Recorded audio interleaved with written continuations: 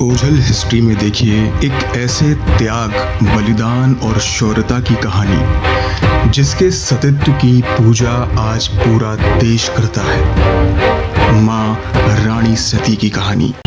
नमस्कार, मैं अभिषेक चौहान एक बार फिर से ओझल हिस्ट्री में आपका स्वागत करता हूँ। जैसा कि आप जानते हैं कि ओझल हिस्ट्री में हम कुछ ऐसे पुराने और अनकहे किस्से आपके सामने लेकर आते हैं जो शायद ही आपने कभी सुने और पढ़े हों।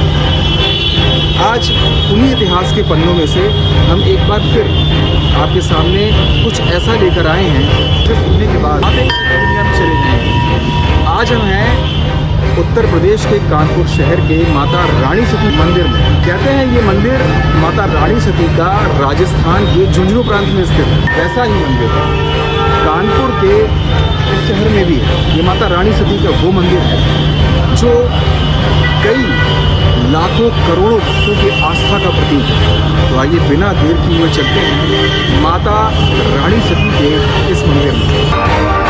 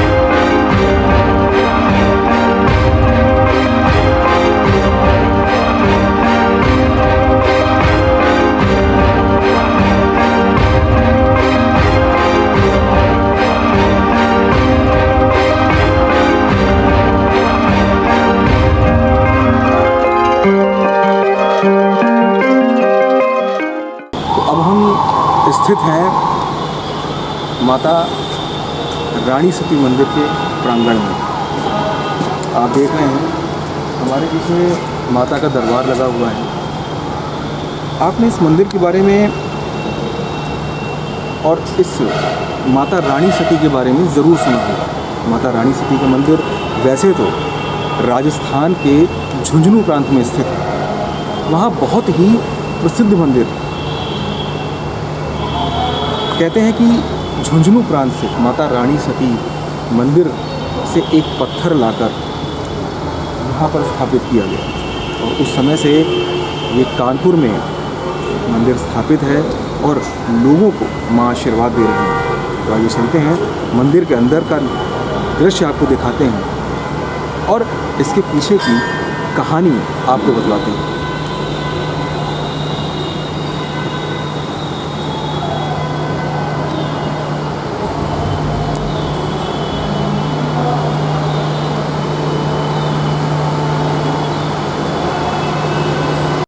रानी सती की कथा कई वर्षों नहीं बल्कि कई युगों पुरानी है। पौराणिक कथाओं और किंवदंतियों की माने तो रानी सती की कथा महाभारत के समय से शुरू होती है। कहते हैं कि अभिमन्यु और उनकी पत्नी उत्तर की कहानी रानी सती से जुड़ी हुई है। महाभारत के भीषण युद्ध में कौरवों द्वारा रचित चक्रव्यूह में जब अभिमन्यु की मृत्यु हो जाती है तो उत्तरा कौरवों द्वारा विश्वासघात में अभिमन्यु को अपनी जान गंवाने देख उत्तरा शोक में डूब जाती है और अभिमन्यु के साथ सती होने का निर्णय लेती है। पर उसके गर्भ में अभिमन्यु का पुत्र होता है। जब इस बात की खबर श्री कृष्ण को लगती है तो श्री कृष्ण उनको समझाते हैं कि ये करना धर्म के खिलाफ है जो अभी एक बच्चे को जन्म देने वाली है। श्री कृष्ण की यह बात सुनकर उत्तरा बहुत प्रभावित हुई और उन्होंने सती होने के निर्णय को बदल दिया। लेकिन उन्होंने श्री कृष्ण से वरदान मांगा कि अगले जन्म में वह अभिमन्यु की ही पत्नी बनकर उनके साथ सती होना चाहती है। इसके बाद अगले जन्म में राजस्थान के डोकवा गांव में बिरमेवाल की बेटी के रूप में अभिमन्यु की पत्नी उत्तरा का जन्म हुआ, जिनका नाम नारायणी रखा गया। जबकि अभिमन्यु का जन्म हिसार में जलीराम जालान के पुत्र के रूप में हुआ था और उनका नाम तंदन रखा गया। तंदन और नारायणी ने विवाह कर लिया और जीवन शांतिपूर्ण बिताने लगे। उनके पास एक सुंदर नीले रंग की घोड़ी थी, जिस पर हिसार के राजा के पुत्र की नज़र थी, जो उसे किसी भी कीमत पर हासिल करना चाहता था। लेकिन तंदन ने अपनी घोड़ी देने के लिए राजा के बेटे को इनकार कर दिया। राजा का बेटा तब घोड़े को जबरदस्ती हासिल करने का फैसला करता है और इस तरह तंदन को द्वंद्व युद्ध के लिए चुनौती देता है। तंदन बहादुरी से लड़ाई लड़ता है और राजा के बेटे को मार डालता है। तभी जब राजा क्रोधित होता है और तंदन को धोखे से मरवा डालता है।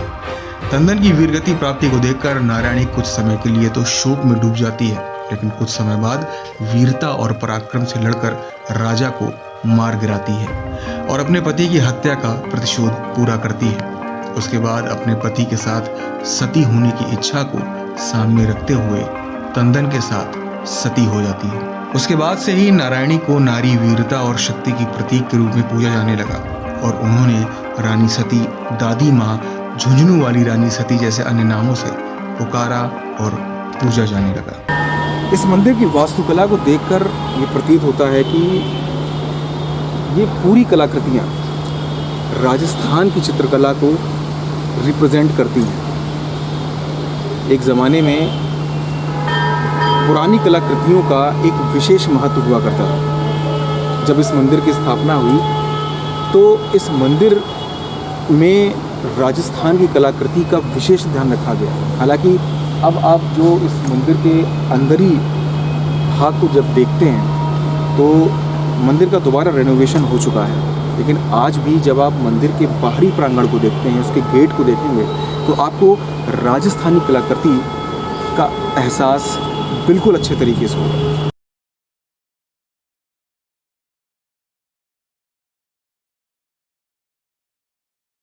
तो ये था कानपुर के उत्तर प्रदेश का माता रानी सती का ऐतिहासिक मंदिर, जो आज भी अपनी धरोहर को और अपने पीछे छुपे कई कहानियों को लेकर बैठा हुआ है।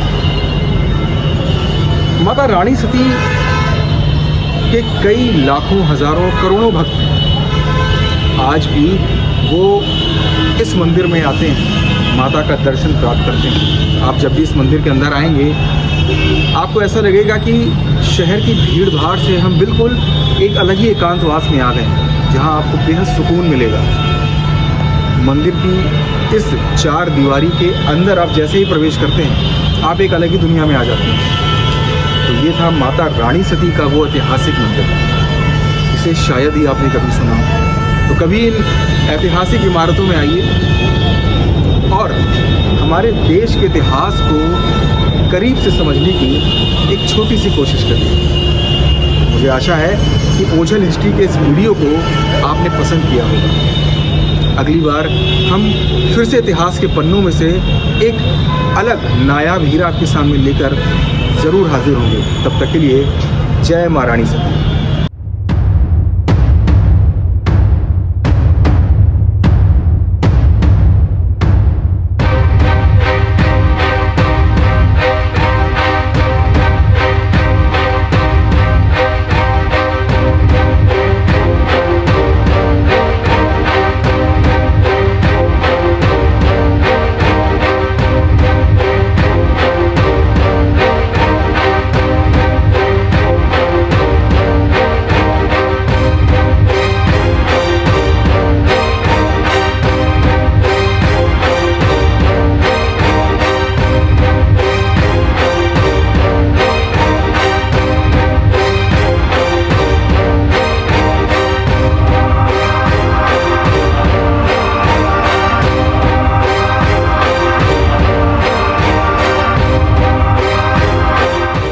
क्योंकि हर एकांत हमसे और आपसे कहता है अपने होने का वजूद और कहानी ओझल की।